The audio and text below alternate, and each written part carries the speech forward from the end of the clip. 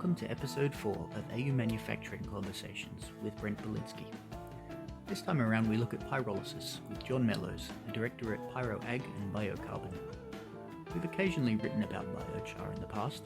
It's a subject that seemed to have a false start in Australia a little over a decade ago and hasn't yet taken farms or carbon trading markets by storm.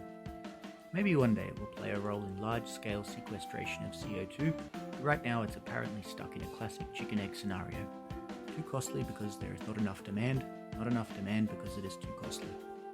We talked to John about making biochar, as well as the potential of wood vinegar, which PyroAg makes and which is another product of pyrolyzing biomass.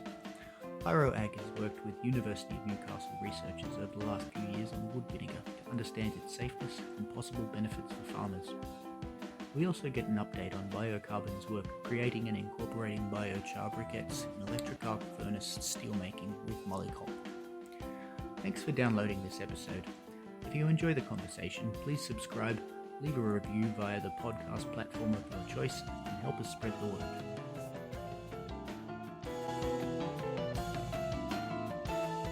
Afternoon, John. Thanks for joining us on AU Manufacturing Conversations. Oh, it's great to be here. I've never been interviewed before, mate, so do be gentle. I'll do my best. Tell me about yourself, John. This is the first time we've spoken, and I'd like to know a little bit, please, about how you got here and what you make. Well, okay.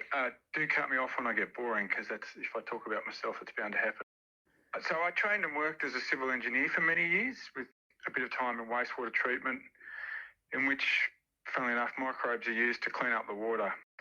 This formed the foundation of my knowledge of soil microbes, which PyroAg cuts into. I also worked in road construction, mobile phone infrastructure, a couple of other things where I learned from some really good people, excellent engineers and project managers. We've got a great resource of great people out there in Australia. We should never forget that. Mm-hmm. Since then, I've been running a medium-sized metal fabrication business and machining shop, Northside Fabrications and Dowtex Industries. I was doing that for a couple of years, and my schoolmate, a good schoolmate and business partner, Chad Shepherd, sold a marine business, and I just couldn't stand the thought of him retiring before me, so I hassled him to do something together. And we started looking at alternative energy technologies.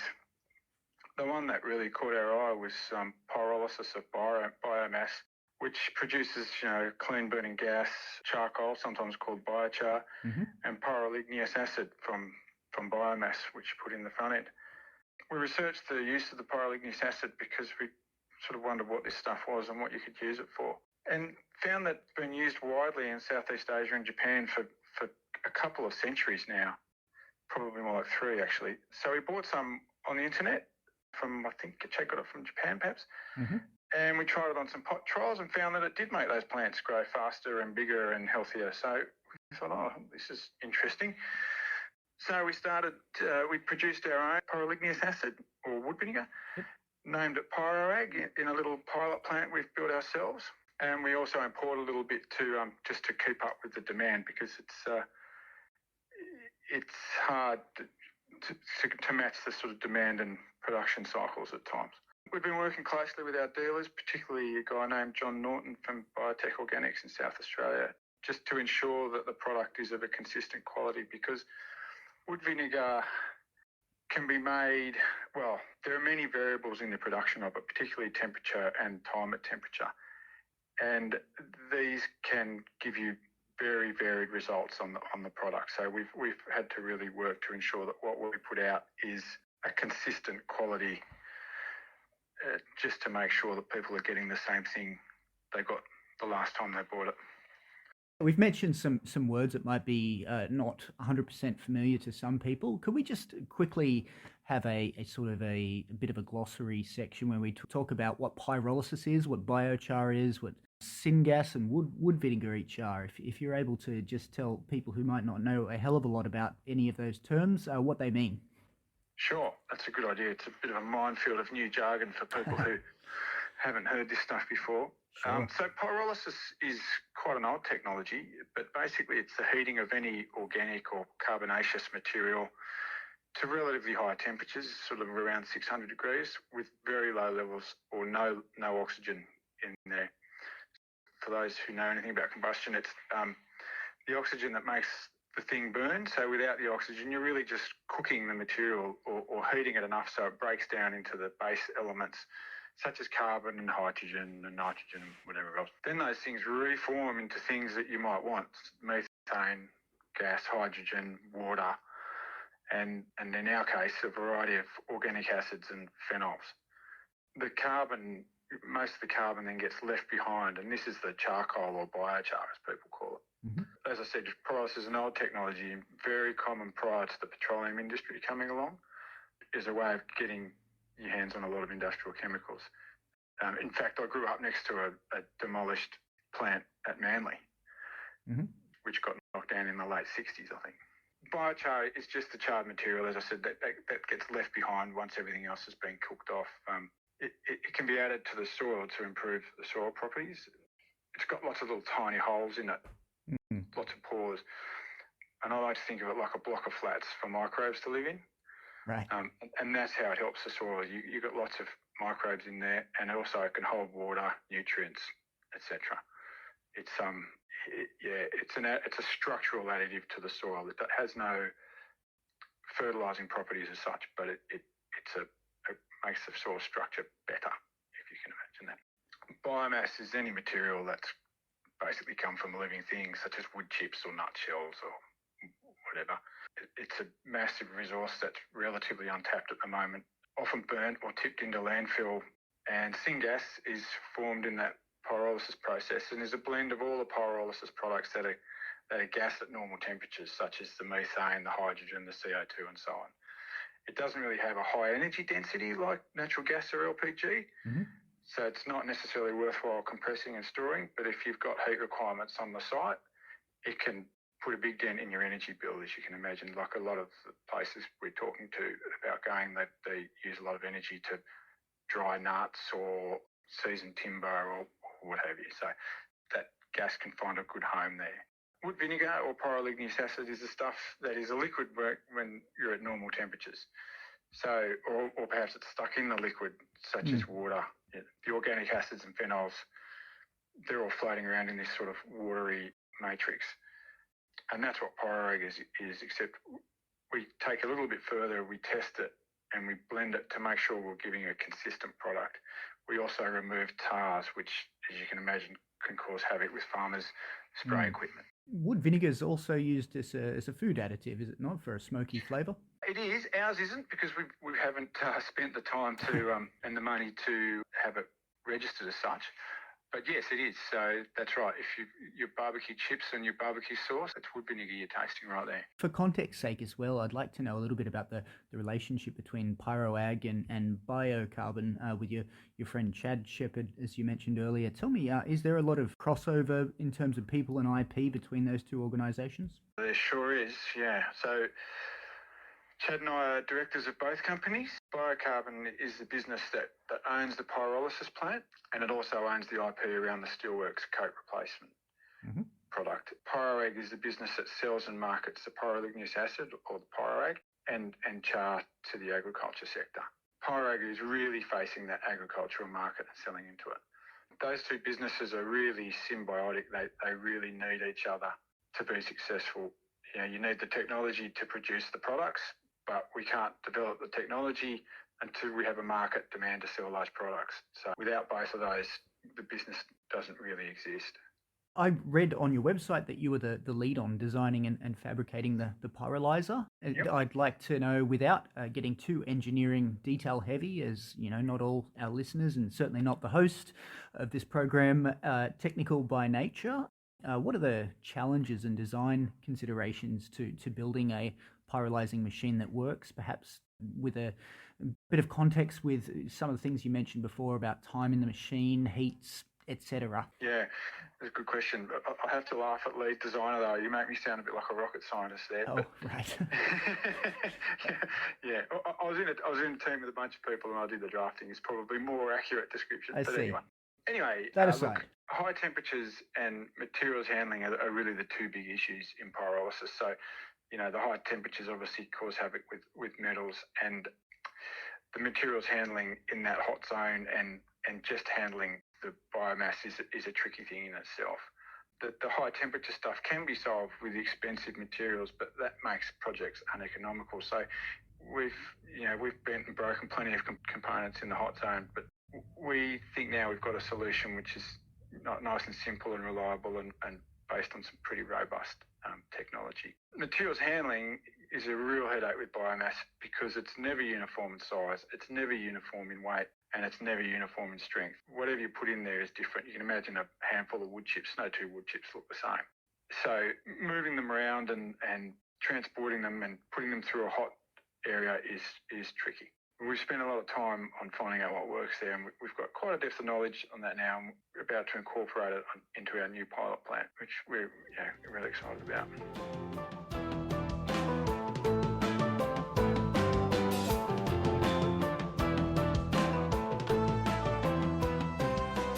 We have this opportunity to speak because you put out a statement this week. It was about the results of a recent 4-year study involving your wood vinegar and its benefits for soil microbial activity. What's the current sort of commercial case and the scientific data supporting the wood vinegar in light of the current high fertilizer prices? Walk us through how things could stack up possibly and some of the evidence that was uncovered, please. Yeah, okay, so I'll just run through what we did with the University of Newcastle. First of all, we really wanted to make sure that it was safe. Despite the fact that we've seen in Asia that it's been used for a long time, we wanted to make sure that in our context it would be safe and that we had some real strong evidence behind us before we started pushing this stuff out into the market. And what they did for us was they tested it against a range of organisms such as worms and fleas and plants and all sorts of weird and wonderful things. And they found no adverse reactions when used at the normal rates. In fact, it was safe up to much wider ranges than we recommend to use it in.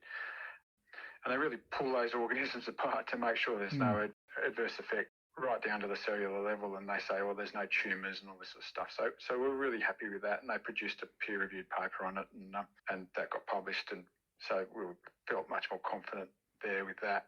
Then they produced another paper on the effect of the PyroAg on plant growth promoting bacteria, and that was a big eye-opener for us in that it showed that the diversity and the number of the bacteria, those good bacteria, increased with the use of PyroAg. So we were really thrilled about that. Obviously that's important because, as you can imagine, with a name like plant growth promoting bacteria, these are the guys that help the plants, and they basically convert and transport the nutrients in the soil to the plant. Yep. So that was a really, really important thing.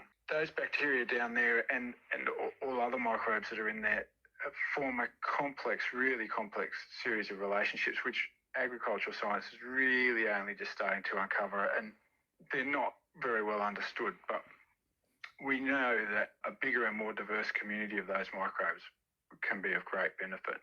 Is of great benefit, really. If they can convert your inputs more efficiently and effectively, then obviously you can use less of those inputs.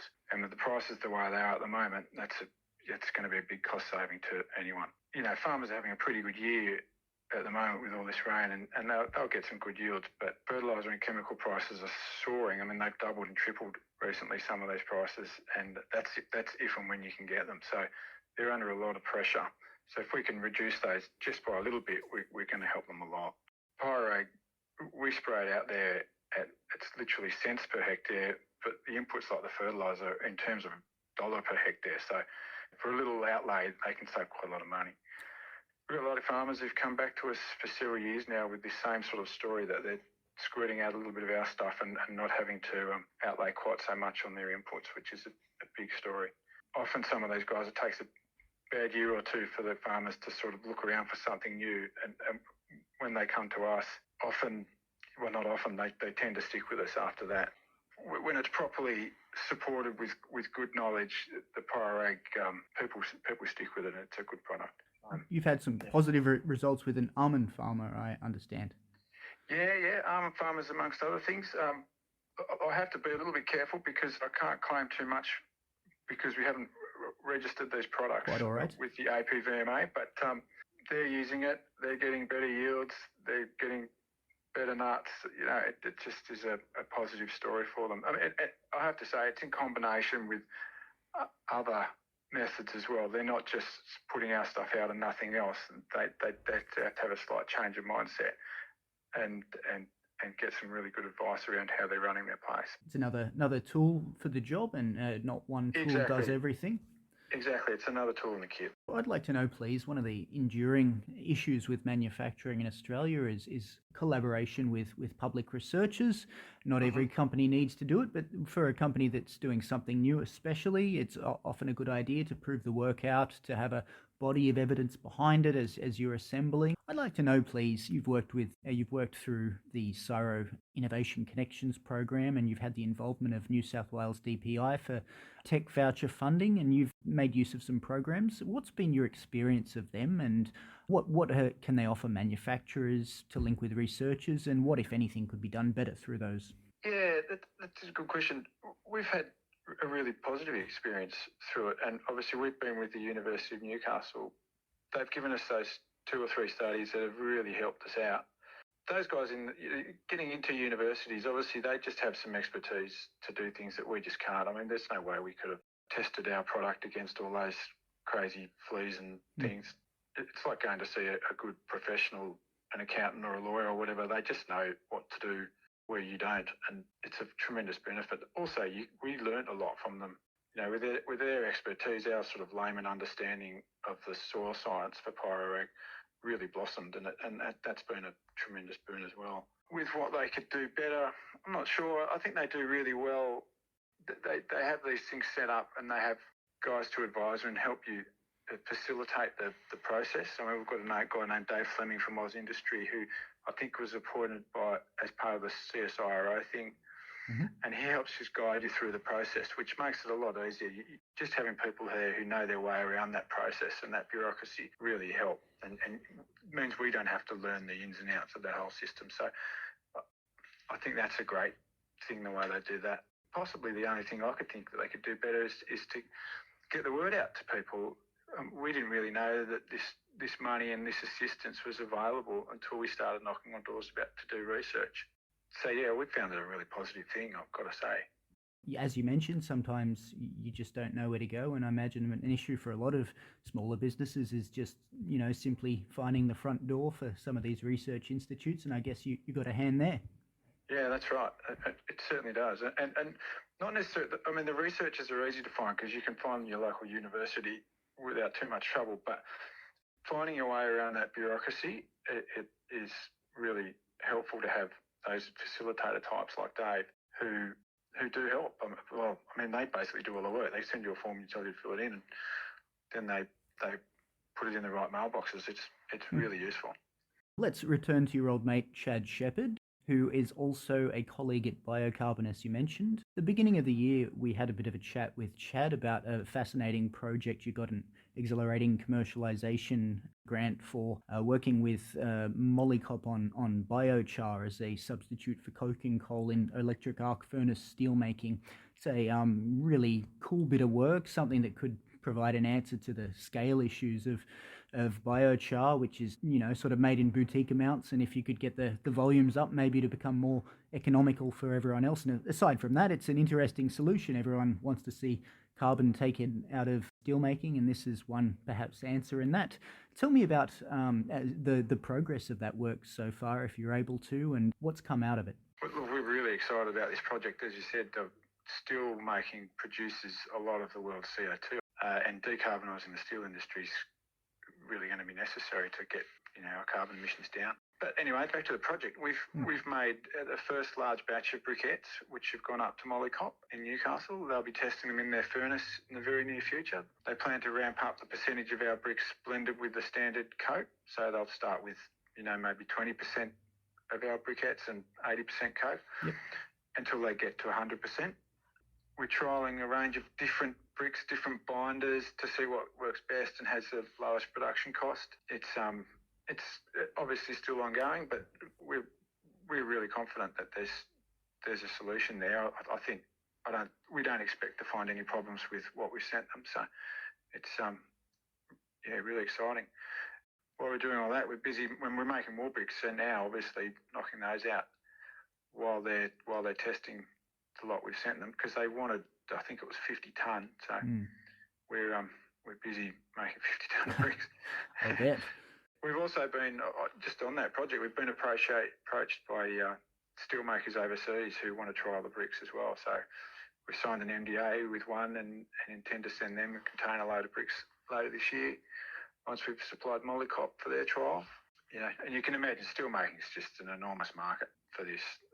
Molycop are the smallest in Australia, and their requirements would easily underwrite a decent-sized pyrolysis plant.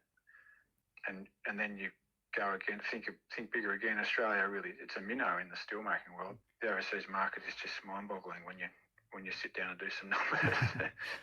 I mentioned biochar. It's very interesting, but the economics aren't really in favour of it at the moment for many applications, owing to the small volumes and high costs, and there's a relationship between the two. I was wondering if I could get your point of view, please, being intimately involved in the production of biochar, how you see the economics of it changing. What would need to happen for it to be more viable in, say, broadacre farming or any agricultural application you can think of? That's a great question. You've done some good research here, mate. Oh, thank you. From Biocarbon's point of view, we actually couldn't agree more that the price now is too high, and the scale of production isn't there to support a consistent price either. It really is a sort of a village size industry, cottage industry, and it needs to be taken to the next level. The high capital cost and high labour inputs of all the sort of current technologies just make it too expensive. There's nothing. We've done a pretty big review of technologies out there, and there's just nothing with the required scale to get the char cost down to the level that we think it should be at. Our other project at the moment, aside from the briquettes and selling as much wood vinegar as we can, is another pilot plant that uses a sort of a simplified design which should be much cheaper to manufacture and, most critically, easy to scale. So we're pushing ahead with that at the moment as well. The other thing happening, which is interesting in terms of the price of the char, is that in Europe they're trading a thing called a cork, or it's a CO2 removal certificate. Mm-hmm.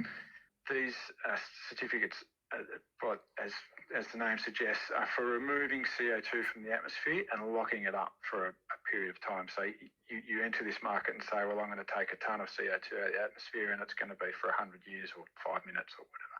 And they are being traded right now in Europe. We've teamed up with a guy named Philip Link from Link Energy, and he's going to be selling our corks for us once we're selling biochar. And of course, these things will subsidise the price of the char to some extent. The issue, of course, is like anything traded on the exchange, the price can vary a little bit. We're worried about the volatility, and there isn't much of a history yet of them being there. So we and others are wary of building a business case around that revenue stream, especially when you're going to go out and spend a couple of $1 million.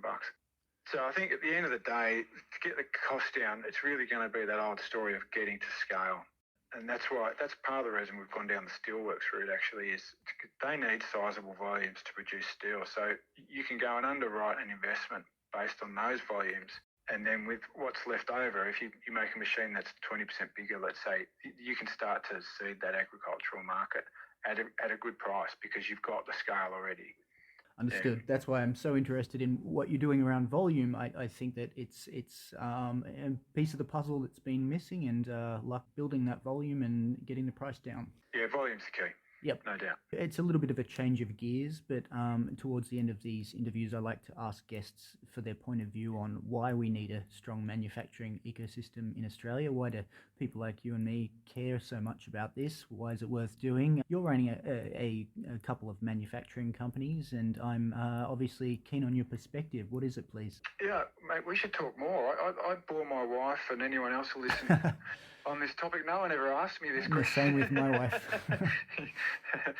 Look, I just look at our place in the world, and strategically we're a big empty island miles from the rest of these sort of well-established democratic nations that make the world a safe place. And if we can't manufacture, grow and dig up most of what we need, well, anyone with a half-decent navy can just cut us off. You know, we saw it during COVID when other countries put themselves first and we nearly ran out of things like AdBlue. Why the hell are we not manufacturing that here? I don't know. And we're still seeing the tail effects of that now.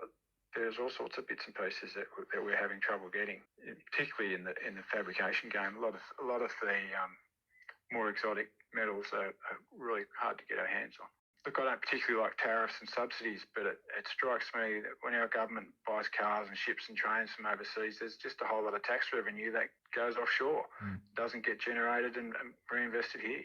You know, if the government spends $100 here, it probably gets upwards of $30 back in the tax. If they spend that overseas, it's gone. And I can't believe that the federal government couldn't rebate that to the states. I mean, the states do most of the spending. And if they could do that, I think it would really change things. Lastly, is there anything you'd like to plug while you're on the line? Floor's all yours. Oh, right. Well, look, we've got plenty of capacity in our machine shop. So if any of the listeners want to Google Daltex, it's like Caltex, but with a D. And we'll be ready and willing. Well, John Mellowes, thanks very much for your time, and it was a pleasure to speak to you here on AU Manufacturing Conversations. Thanks very much, Brent. It was good to come on, and you've obviously done your research. It's a pleasure to talk to you. I do my best, and pleasure's all mine. Thank you. Thanks, mate.